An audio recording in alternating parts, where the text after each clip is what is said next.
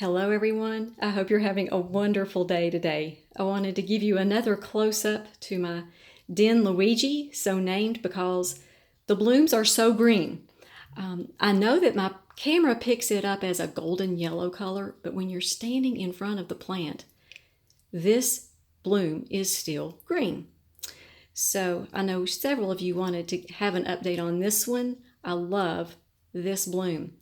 I was going to talk to you today about burned root tips. What causes them? I used to be under the impression that when you over-fertilized, that you would burn the roots. Interesting. I think I've learned something about calcium and Epsom salts that's going to help you. So I'm going to show you what Luigi's roots look like. Okay, so here you see last year's roots. Do you see how the tips are black? They grew out so long and then all of a sudden they just turned black. This happened with every single one of my dendrobiums. The roots would grow out so long and then all of a sudden all the tips turned black. Okay, this year, new roots. Beautiful, long, new roots with green root tips. Look at this. These roots just go on for days. Now, what's the difference in what I was doing this time last year and what I've been doing this year? I've been supplementing with CalMag and extra Epsom salts. I believe that what was going on was the fertilizer that I was using was helping the roots to grow, but they didn't have calcium and extra magnesium to support that growth. So they would grow so far and then the tips would just die back. Now, I do believe that undissolved salts, let's say you're fertilizing and not dissolving all that fertilizer in your water, I believe that can burn the roots, the undissolved salts. But that's not what was going on here because I was being really careful about dissolving my fertilizer thoroughly before I used it. So this is the difference that the CalMag and the extra Epsom salts has made in this dendrobium. That's impressive. And I'm going to give you another example. This one is in bark. This was last year's root. Do you see how the tip of it just shriveled up, turned black? Okay, look at this year's root. Longer, healthier, green tip. Look at this year's cane. Look at the base of that cane. Look how it's grown. It has outgrown all the other canes. Now this was last year's cane, that's a good growth. But look at this year's. Much longer, much sturdier. That's the difference that I'm seeing using the calcium and the magnesium. And this is my variegated Dendrobium. I love the foliage on this one. I want you to look at the new cane that is growing. Look at the base, how thick that is. This one is about 3 times as thick as this one. This was last year's cane. So you can see the way that I'm fertilizing plus supplementing with the CalMag and the Epsom salts is really making a huge difference.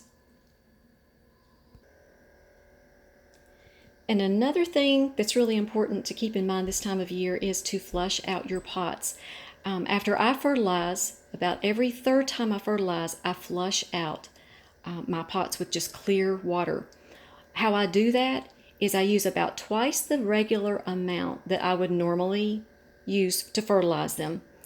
And I just run that water, that clear water with no nutrients in it, through the bark mix or through the moss, or I just clean out the inside. I just kind of swish a little bit of water inside my water culture vases.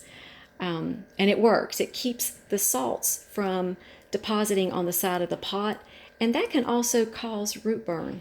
So be very mindful of that. It's awesome to do all this fertilizing, but the pots need to be flushed out after every 3rd time you fertilize. So here's what I believe. What I believe is your regular orchid fertilizer, that's very, very important. But just as important is your CalMag and your Epsom salts. I have really been impressed by the results I've gotten with using this with my regular fertilizer. Now, how do I do that? It is summertime, and these canes are growing really, really quickly, very quickly. So what I'm doing is about twice a week, I'm using about 1/3 of a teaspoon. Now that's going to be about 200 parts per million of this Orchid Plus. Okay, and then every other time, I'll use this.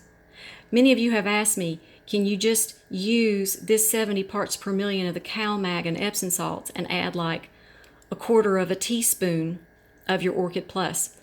That's going to work too. You just keep an eye on your plants and you do what they're telling you to do. If you're seeing that one is having problems, struggling, growing with your canes, make sure that you're using the calcium and the Epsom salts. You're going to see a big difference there. And several of you have been asking for an update on this little phal that I bought about a month ago, and I did 2 videos on this one. I did place it in moss. I had some moss that was hydrating, and so I just went ahead and placed this one in a beautiful mossy home with some charcoal pieces on the bottom. I love the way that helps the moss to drain, and it was slightly purple, if you'll remember. It's not purple anymore.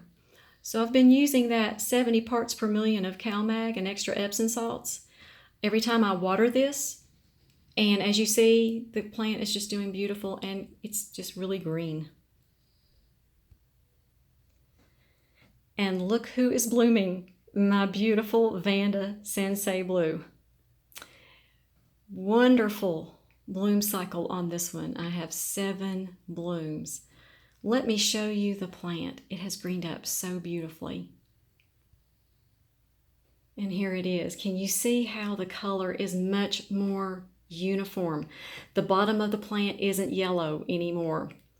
Again, due to CalMag and Epsom salts and the right amount of fertilizer. So I am thinking that the calcium and the magnesium, it's every bit as important to your orchids as your orchid fertilizer is. So I hope you all are just having a wonderful day. You all be highly favored, deeply loved, and greatly blessed. And thank you all so much for watching.